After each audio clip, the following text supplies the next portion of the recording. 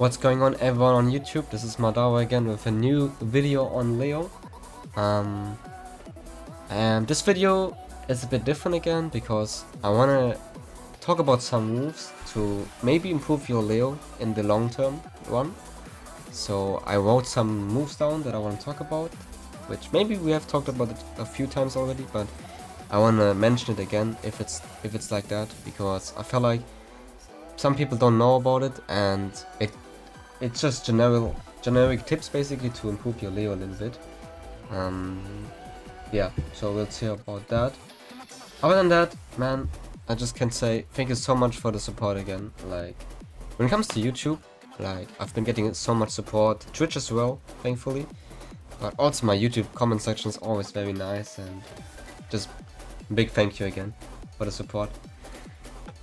I'm still kinda new to Leo myself. I have been maining him only since the beginning of this game, so seeing people mention my name when it comes to Leo is crazy for me. It's like, I didn't expect it. I'm really happy, and I'm trying to teach newer Leo players what's up. So it feels crazy. Alright, now that we have that done, I'll talk about some moves. And maybe I'll split it into 2 videos, I'm not sure yet. Don't know how long I'll talk, but we'll just straight go into the next move. And first things first is down back to 4 again. I want to mention how sick move this is. Like, this move is insane. Like, down back 2 is 16 frames, hit confirmable like crazy. Confirming basically meaning you press down back 2, and you can visually see it connects, and then you press the 4 button and you can add the second hit on it, you know. So please, my tip for that is, please try learning to hit confirm this. Like, when you play in the neutral, you know, you play with your Leo and stuff, and sometimes you will want to do down back 2 and really try to hit confirm this, because it's free heat engager, you get your life back if you have gray health. If you do it doing heat, it turns into a launcher, right? So it's one of Leo's key moves. You can really try to create situations where, for example, let's see if I can recreate it. Not sure yet. Otherwise I'll do it in a different way. Okay, wait. Let me try again, but a bit faster.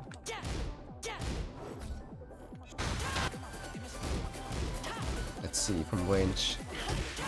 Things like this where you can create with situations as well, where you do a jab, for example. I didn't delay it now because it's hard to record it like that.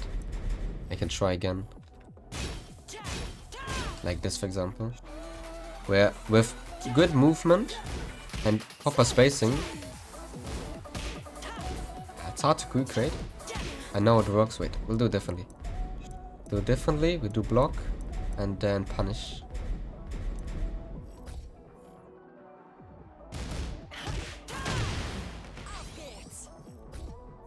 See if that works in a different way.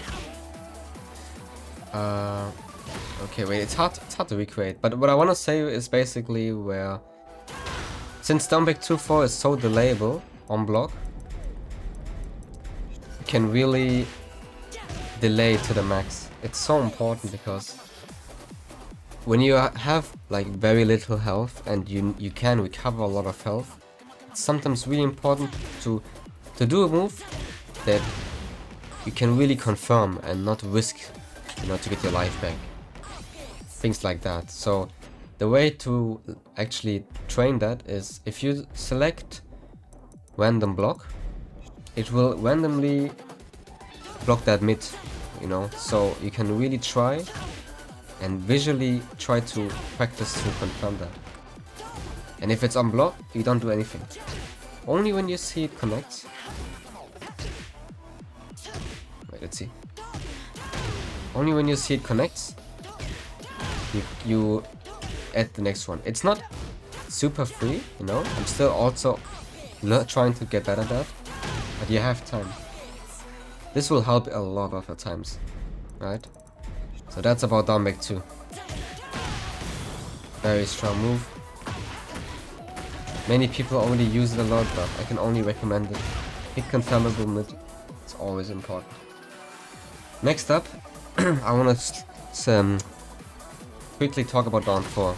The purpose, or like one of 2 purposes in my opinion when it comes to down 4 is that if you see your opponent walk a lot, any side, this move will stop them from walking. Like if I do block whatever, and then sidewalk left, for example, you see how it realigns perfectly, and that in both sides, and you are 0, so it's basically back to neutral every time after that. Since Leo has bad tracking, I've mentioned that in one of my videos. When it comes to Leo, most things are just not hitting. So having a move that is not written as homing, but it functions as one, is super good. The quick low poke, it does decent damage, and it's just good to stop people from walking that much, you know. And the other point when it comes to down 4 for like using it is if you have an opponent who ducks a lot, right? They do this. You do this, down 4 2+3. Another law I want to mention in a second again. And they kinda fuzzy, or try to fuzzy, which is basically trying to crouch block and stand block in a certain timing. If you see them doing that, doing something like down 4 mixes up your timings, which is really important in Tekken, because this is 16 frames, right? This, on the other hand, is 21. There's a difference of 5 frames between this and this. Sometimes they'll duck and stand up, right? Depending on how they play. And this comes in different speed, right? So it's a good way to do a quicker low, sometimes a more slower low, to really mix up your timings and never be too predictable, you know. That's the 2 things. Another reason is obviously because it tracks both sides. You want to use it to stop people from walking every now and then, and it's just a decent low pop, right? Then again, I want to talk about down 4 2+3. I've seen a few Leo players who were new to him, her, whatever, and they played Leo a lot, and they always forget about this low. Maybe because it's a weird input, I don't know, but you can't sleep on this low. I mean, this is basically your main low poke, right? +5, comes in very fast at 21 frames, gives you a counter launcher, and it also high crushes pretty decently, right? If you do this, you'll go under highs, like clean high crush. So it's definitely a low you have to use, you know. You have so many options afterwards as well. You can try to go with waltzing 3, waltzing 3-1. Not the last one, but maybe waltzing 3-1. You can do up forward 1, you know, 13 frame high. You can try to delay that string, which is safe. Maybe they mash into the second. You can also do nothing, you know, maybe do another one. I just want to mention it again, right? If you haven't used it at all, maybe you forgot about it. We had many moves in the move list, right? Don't sleep on this. This is like super important. Okay, then after that, I want to talk a bit about a round ender, which is it maybe not the best, but I've had very good success almost every time it works. When your opponent's almost dead, you can do wild standing 1-4 to finish it off, right? Starts off from a mid, that is wild standing 1, 14 frames, and then goes into very quick low. They have to be instantly ready to low parry or duck, otherwise this will poke them down. The way I like to use it, also something you should practice, is I believe the term is called snake dash, but I'm not 100% sure. Basically, as you can see, Leo is doing the crouch dash, right? But normally, if you do a crouch dash, you will get this, right? QCF1. Not this. There are 2 inputs how you can do that dash. So if you want to go for this low, you do QCF, right? Down, down, forward, forward. Then you get this. But if you do down, down, forward, into neutral, like that. So basically I'm doing down, then down, forward, and then I'm letting go of every movement button. Just down and down, forward. You will also do the dash, but now you have access to while standing 1, and you have access to while standing 2. Both ones, because normally you would do this, right? If you do QSF, you get this. But if you let the forward off from this, you get while standing. So a lot of the times when you're playing, you know, you're playing, and then you want a round end, you can kind of dash in, you know, like this, just down, down, forward, and then do this. It hits every time. The amount of rounds and games I have won with this is insane. It's so quick, people won't realize it, it's so quick. And it's so quick. Like, try it out for yourself. I've had very good success with this low. Then I want to talk about forward 4. I don't know. I'm not seeing it too much, unfortunately. I feel like it's, you people should use it more. I use it a lot of times. It's a me, so characters like Asuka and June and stuff, they can't parry it. They can't parry these. Sure, Jin can parry it, but Jin is an exception again. And then from that, what I love to do is KNK1-2. This is the main move I wanted to talk about. KNK1-2 is a hit engager, and it's natural, which means if the first hits, the second hits as well, and it doesn't matter how much do you delay the first hit. Like, you can do it instant, it's natural. You can delay it like crazy, it's still natural. So what happens a lot when your opponent is trying to defend is, it will look like this, right? You're playing, you do forward 4, KNK1, and suddenly, it's hard to show, but we normally block KNK1, and then 2 connects, they try to move, or they try to mash. It's that second hit that hits a lot of people off guard, you know? And that is very good for you, because hit engage again. So again, if you have a lot of gray health, and you realize, okay, I need my health back, it's not a bad idea to do forward 4, KNK1, 2. Maybe delay it even more. Try it out. Hit so many times, and I think it's very important. Other than that, obviously, if you get forward 4 and countered, then this is guaranteed. So try to practice that as well. Once forward 4 connects, you hear that big sound, it zooms in a bit. Then you add KNK1 to the move. Or technically you could do KNK2 at the wall, but most of the times you will use this here, KNK1 2. So yeah, please play around with that move as well. I think it's really important. I'm using it so much, and the anti, normally, if people really would know and lab Leo, is a bit harder. You can either, I think, the only real way to beat it is if you parry the second, if you have a parry, or you duck the first, and then sidestep.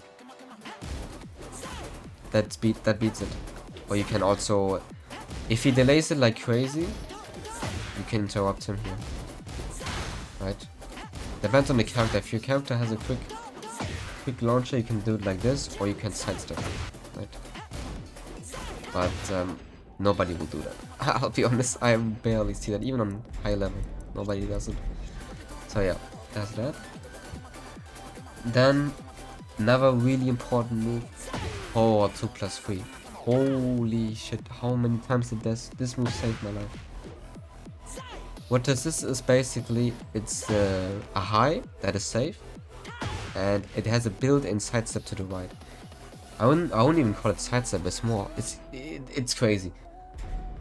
The moment you will figure out the meaning of this move, it'll be crazy.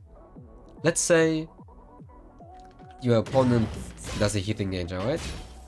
He wants to end your pressure, he wants to go into heat, right? Oh my days, the amount of times. Okay, this is a bit too fast. Let's say, let's test down one, for example. Maybe not the best example, but it should work. So forward 2 plus 3 is a move that goes to the right. If you are in a situation where you feel like you're getting pressured a lot, you can try to use that move to, you know, stop a bit of that pressure, you know, because you go to the right. And the evasion on this move is insane. Like, in this case, you see how I'm in his back for a slight second. I'm in his back already. Like, it was completely all around him. So having a move like this, especially after like heat bursts, I realize it happens a lot where I do something, I don't know if I can show it, and I just mash this move, and so many times I get away from situations, from pressure, you know. So please play around with that move as well. It's more used when you're getting pressured a bit, right? And you feel like you need to get out. You need a button to escape from it. Play on with that, get a feeling for that. I think it's underused as well, and it's really important. Especially in a game like this where aggression is insane. Okay, then again, a low that you don't see too much, but you should still use it a lot, is back 1 plus 4. This is a high low. It's two moves at the same time, right? As you can see, it's from low and high. It is low parryable, but what makes this so good is, first thing first, you're plus 3, which is better than nothing, right? We take the plus frames. It does okay damage of 18, but the counter hit situation is what matters here. And counter hit, you're plus 14, meaning again a free heat engager. And a launcher and heat again, right? So using that in neutral, you know, while you're playing and doing everything else, try to phone the back 1 plus 4 every now and then. It's not reactable, so it's like a poke, you know. Try not to overuse it, but please use this move. It's really good. It is minus 14, but I think it's worth it for the reward on counter hit. I think, oh, it's actually minus 12. My bad. Oh, it's minus 13. Maybe I'm wrong on this. Makes it even better. I think only this, yeah, only this was minus 14. Makes it even better. Try to get this into your game plan. I feel like many people forget about this low, because maybe it looks weird and doesn't do as much damage. But in this case, also the counter hit state is important. Yeah, that's about that. I want to talk about like 2 or 3 more moves. One of them, which I never see or barely see, is forward 4. Forward 4 is a launcher, you know, it comes from a dash. And in Tekken 7, what makes this what made that move a bit risky and not that good is this didn't launch. Like, you had to do the first 2 hits to be in the launching position. Because the first one only gave like a little stun, but it didn't do anything. And the thing is, these 2 are minus 14, so you kinda never wanted to risk your life for that, because it's just very risky, minus 14. Some counters can launch you for that. Tekken 8 though, you're able to do just this, and you're minus 13. Which is less risky, and the state, where you can get punished is kinda quick. You, as the opponent, you have to be really ready. The amount of times where I did this, you know, every now and then, not that often, and it gets unpunished is crazy, because people are not ready for this.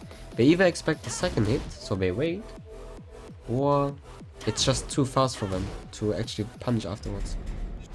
Since it's still a launcher, it's just worth it. Plus, because it is a dash, the chances of you actually hitting it is higher than normal, because,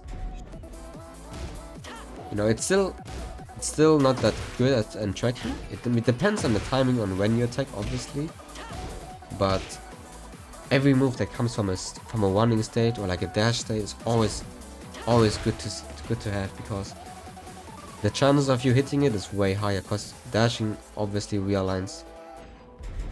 So try to use this also every now and then, you know. You can do it very quick as well if you don't want to have a long dash. You know, just do it like this. It's good. It's pretty good.